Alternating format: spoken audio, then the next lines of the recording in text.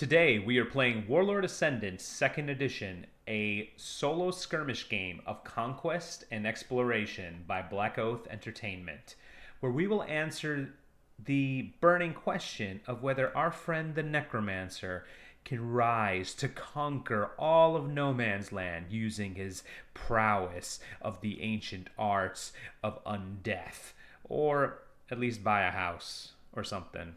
It's tough out there. I want this video to be a tutorial of Warlord Ascendant 2nd Edition, so I'm going to play through the initial setup of our warband, a management phase, and a battle phase, completing what is a campaign turn in the game.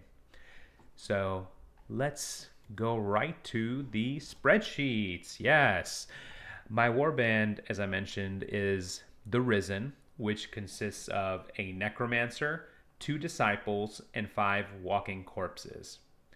Our first step in the initial setup is calculating our starting supplies. To do that, we roll a d20 and add 30. And we've rolled a magical 50, the maximum amount of starting supplies. Excellent.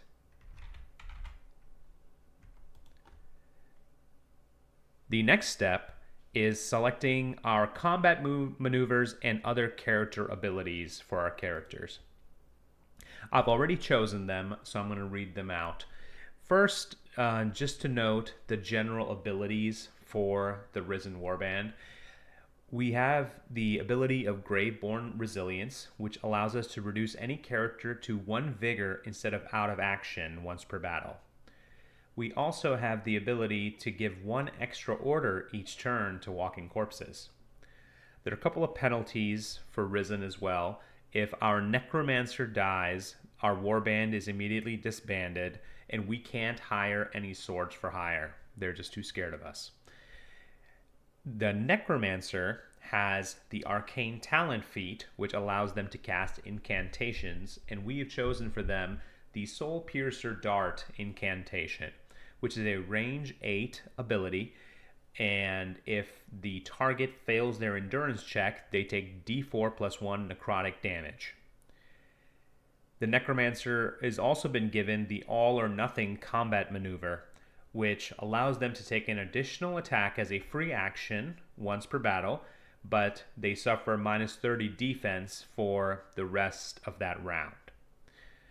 Our disciples have the Unholy Frenzy ability, which has a range of 6, and all walking corpses in range deal plus d4 damage for d4 rounds. I've also given them the all or nothing combat maneuver, same as the necromancer. Now, step 3 is rolling our starting gear. We get to choose a weapon for each of our active characters. Walking corpses are excluded from this because they just use their hands. They don't have any weapons or armor. So I've given a short bow to everybody. Now I'm going to roll for the 3 pieces of random armor and 6 pieces of random gear.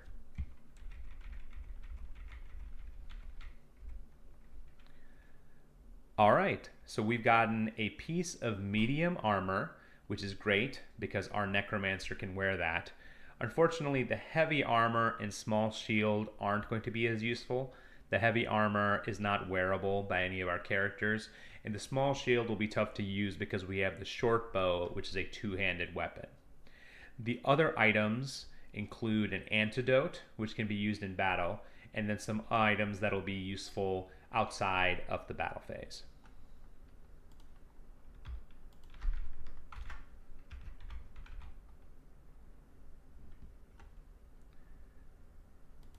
All right, step 4 enters into the first step of the management phase, and that is the event.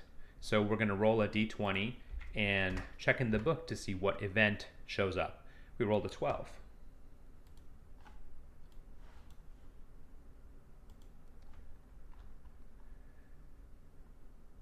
So in the book, a 12 is a sword for hire comes to you asking for work. Blah, blah, blah. We can't hire swords for hire. They're not amenable to our lifestyle, unfortunately. So we do not get to hire this sword for hire. All right, our next step is the upkeep phase. We have to pay upkeep for each of our active characters. Fortunately, you don't have to do anything for walking corpses. So our total upkeep is going to be 7, and we're going to pay that from our supplies.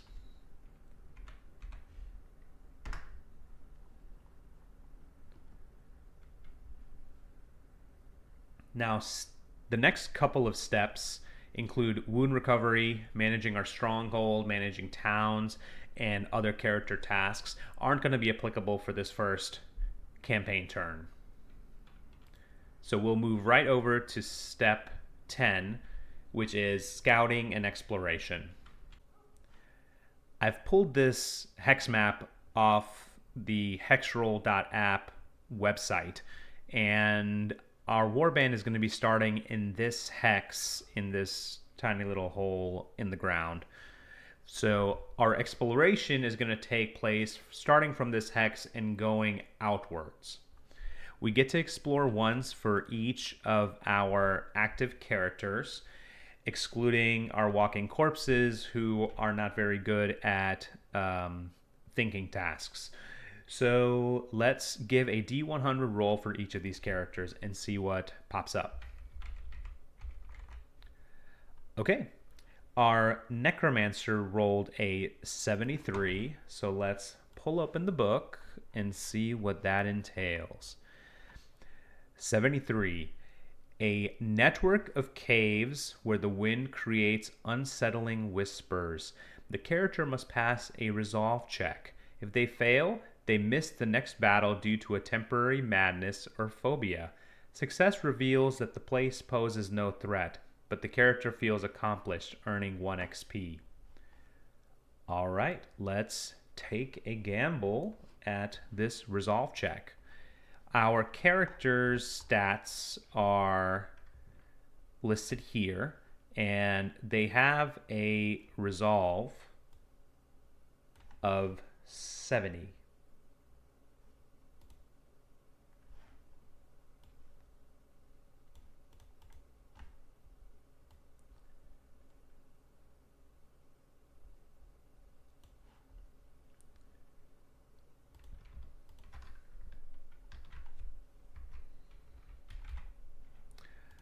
So let's roll a D100 and see what we get. We need to roll under to succeed at a basic check. We rolled a 69, which is barely successful. Excellent. So we have succeeded and discovered that the caves that we found don't pose any threat. And our necromancer is going to get 1 XP, which will track on the character sheet and keep in mind for future ability increases.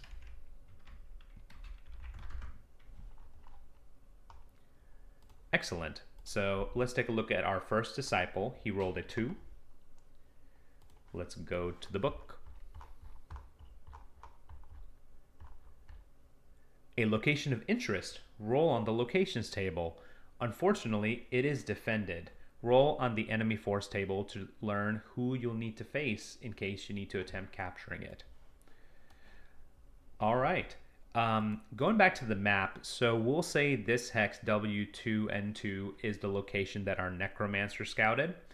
Our first disciple is scouting this hex W3N3. So this hex has an interesting location, but also has an enemy warband or group of monsters. So first, let's figure out what kind of location it is. This is a D20 roll. We rolled a 7.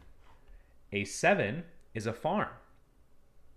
A farm, if we were to conquer it, would give us the bonus of after spending 10 supplies in order to make it operational, a farm grants 2 supplies at the start of each management phase. So a pretty useful location, but who is it defended by?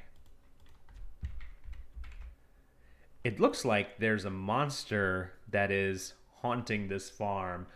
An Acrothar, a monstrous horror born from an ancient tree that has sunk its roots deep into a cursed burial ground or the tomb of a vengeful warlock.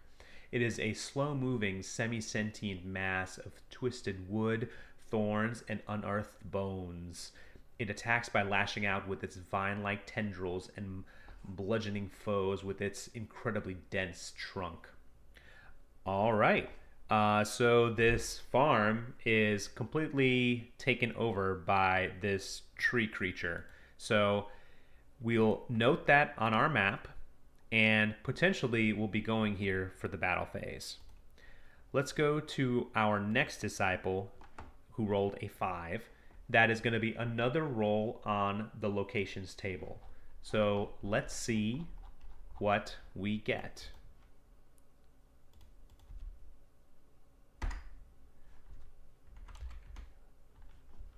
All right, we got a 14. Let's pull up the locations table.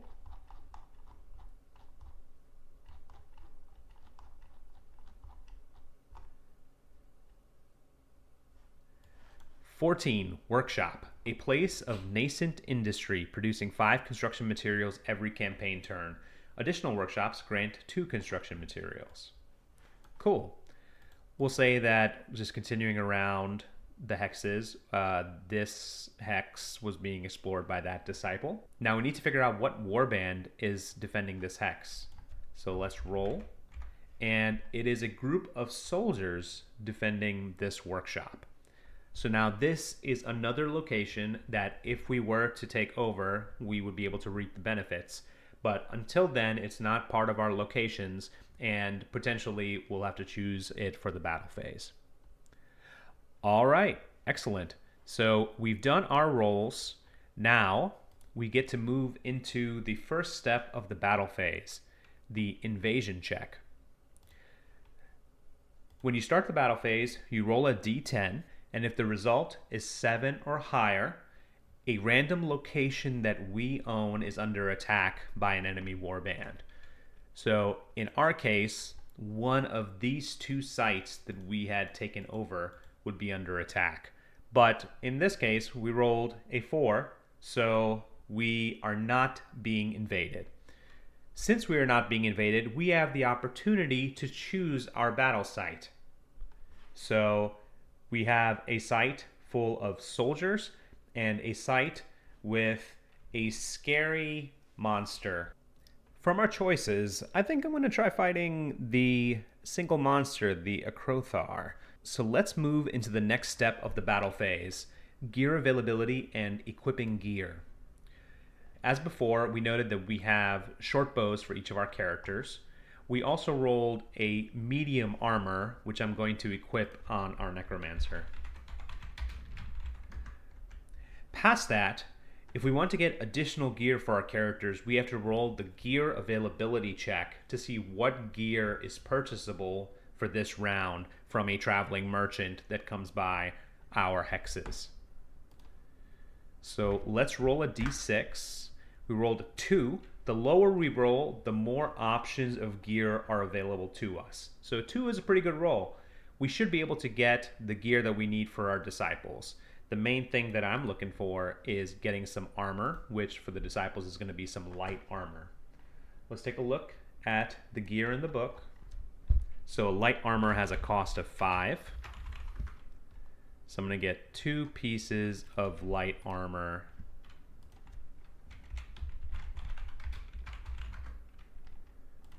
So that's going to take our supplies down by 10. Go to 33. Let's continue on with picking our command actions. These actions can be used once per battle, anytime. They don't take an order to use, and you can change them out each campaign turn. I've already selected Master of Fate, which increases our momentum pool by +2 to 7. Virulent Necrosis, which allows us to choose an enemy unit. They must pass an endurance check. If they fail, they lose D4 vigor each round until they die. And Undead Terror, which forces all opponents to make a morale check. Now, step 14, determine the enemy. If we had to roll for an enemy, we would do so at this time. We've already determined that we are not being invaded, and we've chosen our location. Step 15, battle difficulty. This is usually level 1 for the first battle phase, and we have not leveled up any of our characters. Step 16, set up the battlefield. We get to place or identify cover, terrain, and a strategic point on the battle map using the rules in the book and determine starting locations. I'm going to be using a map generated in the ISOCON VTT, so we'll be using the cover, terrain, and strategic points that are generated there. For determining starting positions, we roll a d4 to determine north, south, east, or west for us versus the enemy. And we both rolled the same direction, south, so we're going to both be against the same wall of the battlefield, but on different ends. Now, let me roll the battle events. This is a d20 roll. We rolled a 19, which gives us blessed. D4 random creatures from either side feel blessed or simply in excellent condition. Increase their vigor by D4 for the duration of the battle. All right, well, that has a better chance of affecting us. I don't know how blessed our necromancer feels, but you know, it's a nice day. It's a very haunted location on this farm, so maybe we're just feeling the vibes. So excellent. Now we are all set to jump into the battle. So let's get into the VTT. For our battle, I'm going to be using ISOCON Tactical Tabletop, a VTT available on itch.io. It is tailor-made for skirmish games, and while the role features are not as fully fledged as some other VTTs, I think it looks very intuitive, especially for handling terrain and terrain hazards.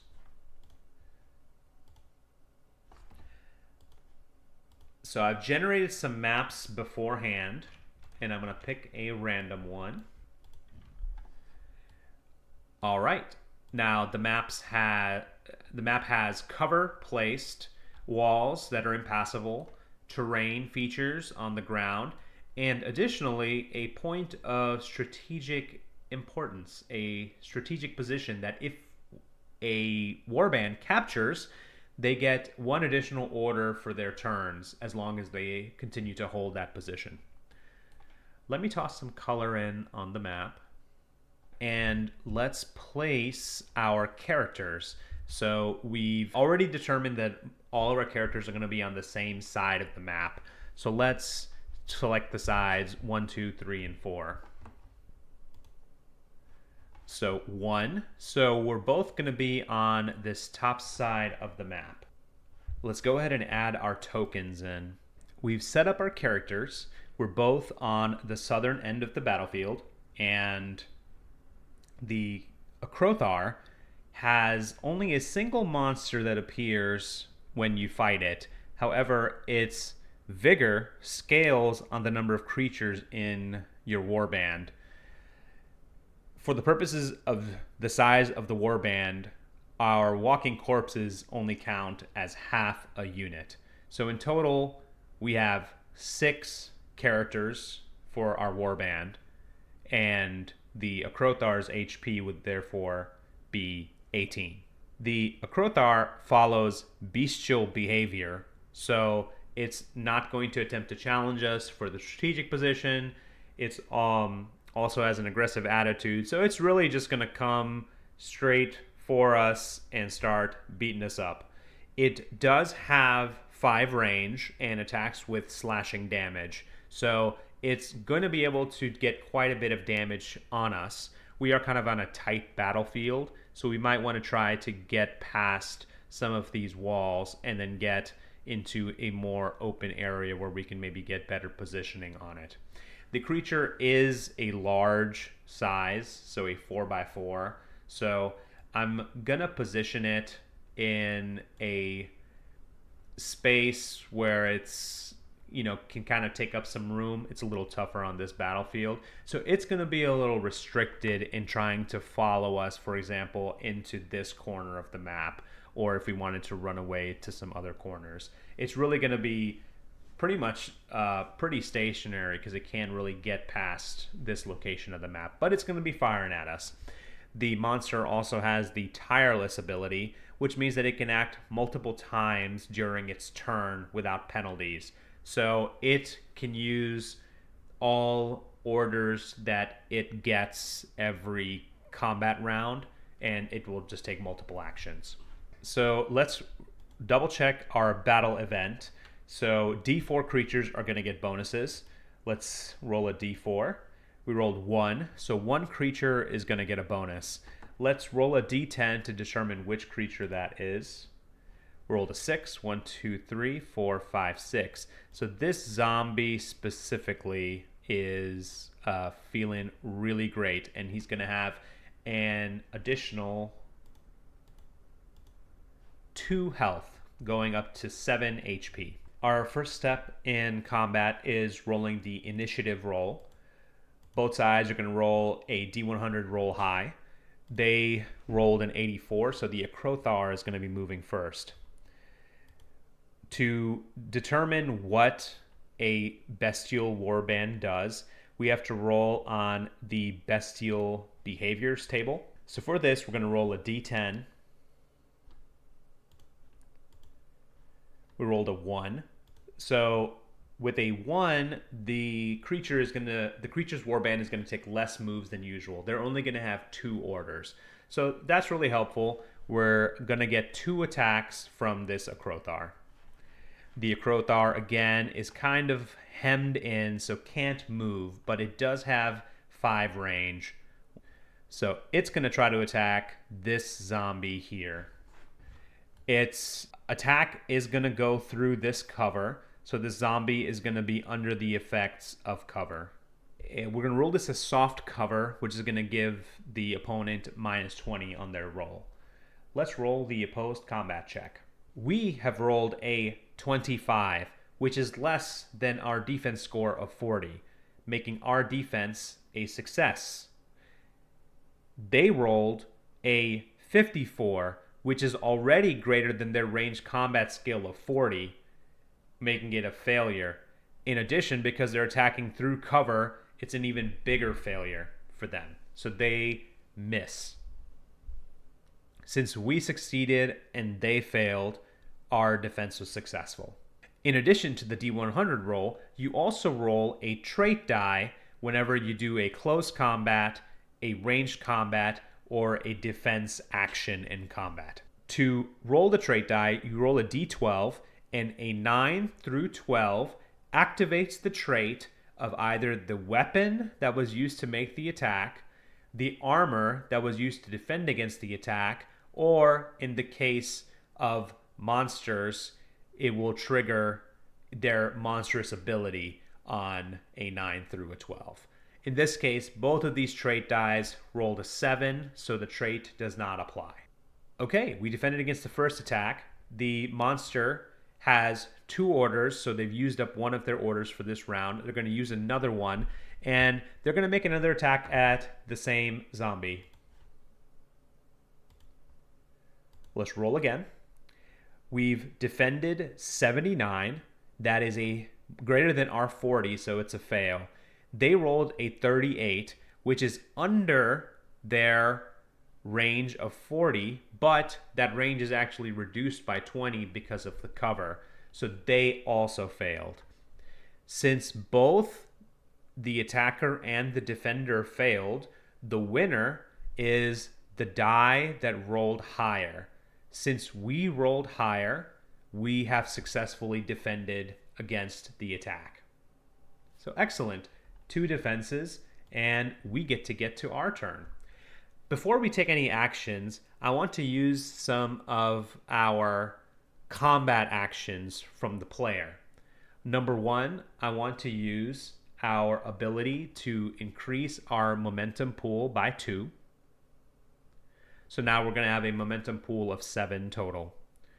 Number 2, I want to use my virulent necrosis to attempt to deal damage to this creature. If this creature fails its endurance check It's just going to take damage every single round until it dies, which will be a huge help for this battle. Let's go ahead and flip the roll for them. They rolled a 21, which is under their 80, so they have succeeded against the virulent necrosis. We're also going to try to use our last ability, Undead Terror, to try to make this creature roll a morale check. If we succeed in rolling this morale check, we could potentially have this creature run away from the battle immediately, giving us the victory. For a morale check, there are 2 dice that are rolled. Number 1, you roll a resolve check. The resolve check is a D100 using the creature or character's resolve ability, and if they roll under, they get +5 to their morale. This creature has a resolve of 40. It rolled a 37. So it has succeeded its resolve check, so it's going to get +5 to its morale check. Now the morale check is a D20. The creature will add its resolve, add loyalty, add position bonuses, and it needs to get 15 or greater. Any enemies don't have loyalty. Loyalty only applies to our player character, Warband. So the creature gets to add its resolve bonus of 5. It doesn't have any position bonuses of other creatures in its warband next to it. It doesn't have any leader bonuses. So the 6 that it rolled +5 is 11. So this creature immediately becomes broken. Now the broken status is a broken creature immediately runs towards the nearest border of the gameplay surface, moving up to their speed to get there. A broken character cannot be activated and doesn't count as an active creature. At the start of a round, all broken creatures can attempt to recover by making a resolve check. Failure means they continue running toward the nearest border. A creature that reaches the border has fled the battlefield and is considered out of action. Okay, so now we're going to continue the rest of our turn, but this creature is broken and it has disadvantage on all defense checks, which is going to be a huge boon for us. We're going to try to attack it to make sure that it doesn't pass its resolve check before escaping. But if it does escape, we're going to win the battle. Now, all of those abilities we did on our turn were command abilities. So now we get to use our orders. We again have 4 orders because we get 1 additional order due to being the Risen class. Our first order is immediately to move one of our walking corpses into the strategic position. This now is going to give us 1 additional order per turn. So now we have 5 orders we can use. Next, I'm going to move our characters into a better position to get an attack on this creature. Our disciple has a speed of 3, so we're going to move him down 2 squares to here. He can't move any further because these locations have hazardous or adverse terrain, which slows down your speed by half. But from here, we can get a clear shot at the monster. Now, we're going to use our ranged combat ability and make an opposed check against the monster. But first, before we do that, we're going to use our momentum pool, since we have so much of it available. We're going to use a 1 point of momentum to give our character a +20 bonus to their next ability. We rolled a 32, which is a success. We had +20 on our roll, but we didn't need it. They rolled a 43, which is also a success. Since we both had successes, the higher roll wins, which is the monster's roll. Our trait die does apply, but for the short bow, the attack has to hit for it to be effective. So nothing happens. Let's move on to another character. We'll move to this disciple here, who's going to move 3 spaces. The short bow has a range of 10, so he is going to be able to attack. However, he does have to shoot over this cover, giving him a -20. Let's go ahead and use another momentum to reduce our momentum to 5. That's going to counteract that -20 with a +20 to our skill. So we get to just roll our opposed check. Okay, we rolled a 16, which is a success. They rolled a 2, which is also a success. However, our 16 is higher, so we are going to deal damage to them. When dealing damage, for most weapons, you use the tens die of the D100 roll to deal the damage with a minimum of 1. So we will deal 1 damage because the 1 in the 16 will deal the 1 damage. They have protection, but you always deal at least 1 damage, so we will deal that 1 damage. However, the trait die for our opponent also activated, which for this creature allows it to regenerate D4 vigor. So let's roll on the D4, 2.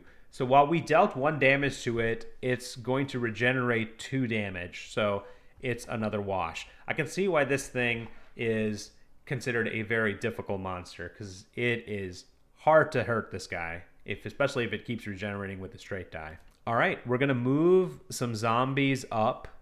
They have a move of 2, so we're just going to kind of shamble some more creatures forward.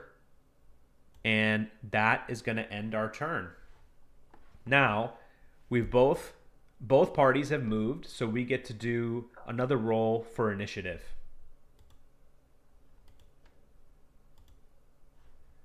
All right. D100 roll high, 97. They rolled a 3, so we get to move again right away.